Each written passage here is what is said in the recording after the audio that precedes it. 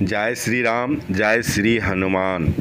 कैसे पढ़ें हनुमान चालीसा जो तुरंत फलदायी हो। भाइयों, राम राम, जय श्री राम। चर्चा करते हैं श्री हनुमान जी के हनुमान चालीसा पाठ का कि कैसे पढ़ें हनुमान चालीसा पाठ की तुरंत फलदायी प्रभावकारी हो। इस पाठ का तरीका क्या है, नियम क्या हो सकते हैं, विधि क्या करें जो श्री हनुमान जी के हनुमान चालीसा पाठ तुरंत गुणकारी एवं प्रभावकारी रूप से फलदायी होने लगते हैं। आइए आज इसी बातों पर चर्चा करते हैं। चर्चा करने से पहले मैं ब्रजेश पाठक आप सभी श्री हनुमान भक्त गणों का अपने YouTube चैनल पर हार्दिक स्वागत करता हूं और एक निवेदन करता हूं कि जो भी भाईगण पहली बार चैनल पर विजिट किए हैं कृपया करके चैनल को सब्सक्राइब कर लें और बेल आइकन प्रेस करके ऑल पर सेट कर लें ताकि इसी प्रकार का श्री हनुमान जी का प्रसंग आप तक नोटिफिकेशन के द्वारा तुरंत पहुंच सके। भाइयों, जैसा कि मैं श्री हनुमान जी की कृपा से बता चुका हूँ कि कैसे पढ़ें हनुमान चालीसा पाठ जो तुरंत फलित हो, उनका तरीका विधि विधान क्या हो सकती है, तो चलिए जानते हैं कि हनुमान चालीसा पाठ अपने आप में पावरफुल पाठ है, पर इसमें थोड़ी बहुत धर्म निष्ठा और विश्वास का यदि हम लोग मसाला लगा देते हैं तो ये हनुमान चालीसा पाठ तुरंत असरकारी होकर काम करने लगता है। तो भाइयों, श्री हनुमान जी के हनुमान चालीसा पाठ का मसाला तो मैं बता चुका हूँ जो क्या होता है, पर कैसे पढ़ें, किस तरह पढ़ें, इस बात पर भी चर्चा कर लेते हैं। सबसे पहले तो अभी तक आप जय श्री राम कमेंट बॉक्स में नहीं लिखे हैं तो ये शुभ काम राम का नाम लिखकर अवश्य कर लें। उसके बाद श्री हनुमान जी का हनुमान चालीसा पाठ करने से पहले श्री हनुमान जी का प्रतिमा या फोटो इस दिशा में लगावें कि आपका चेहरा उत्तर या पूरब दिशा की ओर रहे और उनके प्रतिमा या फोटो के तरफ देखकर 2 मिनट मन ही मन संकल्प करें कि हे श्री हनुमान जी महाराज, मैं संकल्प करता हूँ कि आज मंगलवार के दिन 5 बार हनुमान चालीसा पाठ करूँगा या करने जा रहा हूँ। आप सभी जगह विराजमान रहते हुए मेरे पास भी विराजमान रहें और मेरे द्वारा पढ़ा गया हनुमान चालीसा पाठ को स्वयं सफल बनावें। इतना मन ही मन स्मरण करके श्री हनुमान जी का हनुमान चालीसा पाठ ध्यान लगाकर श्री हनुमान जी को अपने हृदय में विराजमान करके आरंभ करें।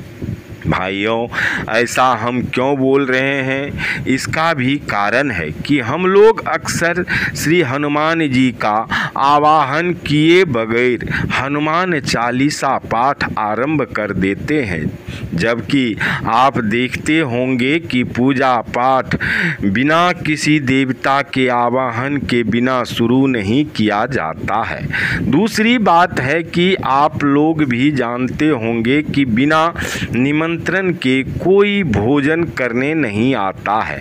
इसलिए श्री हनुमान जी को आमंत्रण और निमंत्रण दोनों एक साथ दीजिए और उनका भोग अवश्य चढ़ावे के रूप में चढ़ावा कीजिए ताकि श्री हनुमान जी को लगे कि आप पूरी तैयारी और तत्परता के साथ उनका स्वागत करने के लिए हनुमान चालीसा पाठ कर रहे हैं।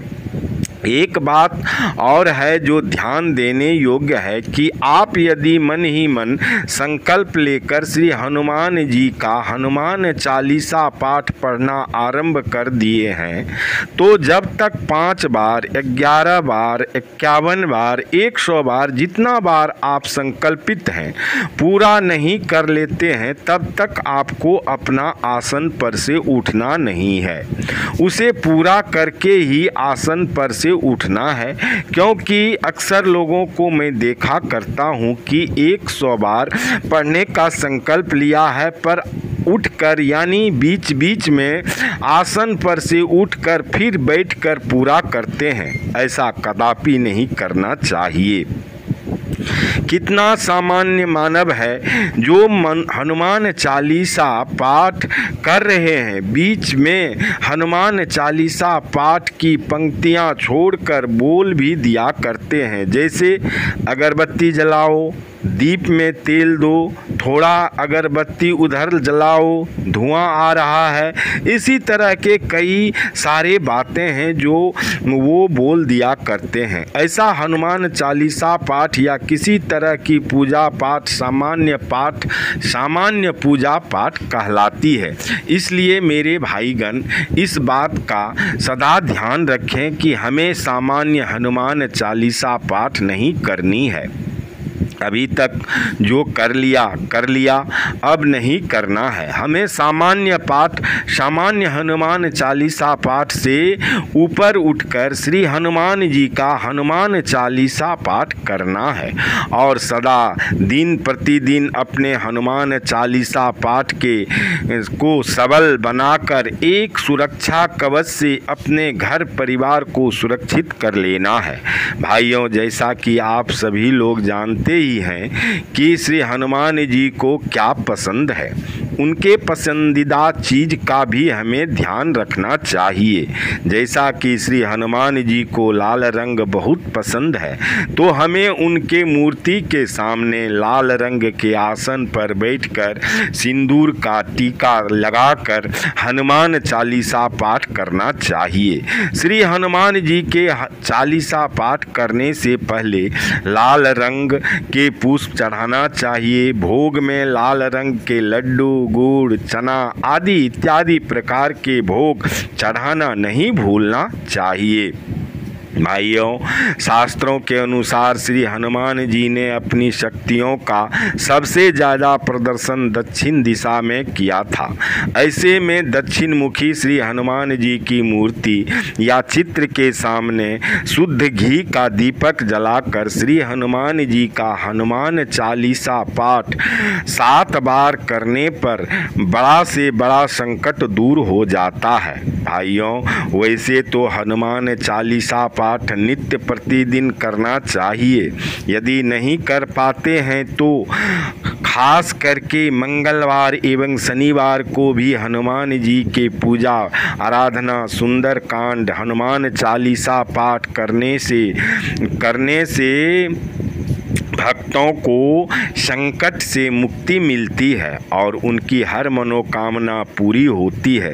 इन 2 दिनों को श्री हनुमान जी की हनुमान चालीसा पाठ करने का एक विशेष महत्व है, क्योंकि इससे जीवन के सभी दुख और संकट तो दूर होते ही हैं और इसी 2 दिनों में ये महागुण भी है कि ये किसी भी मंत्र, तंत्र, जाप, पूजा पाठ, हनुमान चालीसा पाठ सिद्ध करवाती है।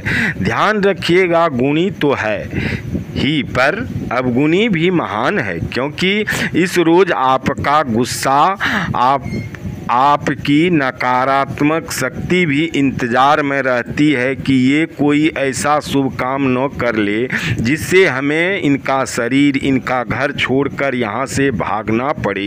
इस कारण शुभ काम करने से पहले ज़्यादा बोलना नहीं है। किसी से सहायता लेने के बजाय खुद अपने काम को इल्ज़ाम देना है। जितना जल्दी हो सके शुभ काम करके निपट लें, क्योंकि बाधाएं बोलकर नहीं आती है। शुभ काम कर लेने के बाद भी संयम बरतना होगा और मन चित्त को शांत रखना होगा, क्योंकि आपको सफल होना है और वे आपके पुण्य कर्म को नष्ट करने में लगे हैं। कैसे आपका पुण्य नष्ट हो, तरह तरह के जुगाड़ में वे आपके कर्म को नष्ट करने में जी जान से लगा रहता है। भाइयों, आशा करता हूँ कि यह प्रसंग आपको अच्छा लगा होगा। श्री राम प्रभु आप सभी का भला करे। श्री हनुमान जी कष्ट हरे। इस नवरात्रा में माँ दुर्गा आपके घर एक नई खुशियाँ प्रदान करे। जय श्री राम प्रभु करे आप सबका कल्याण।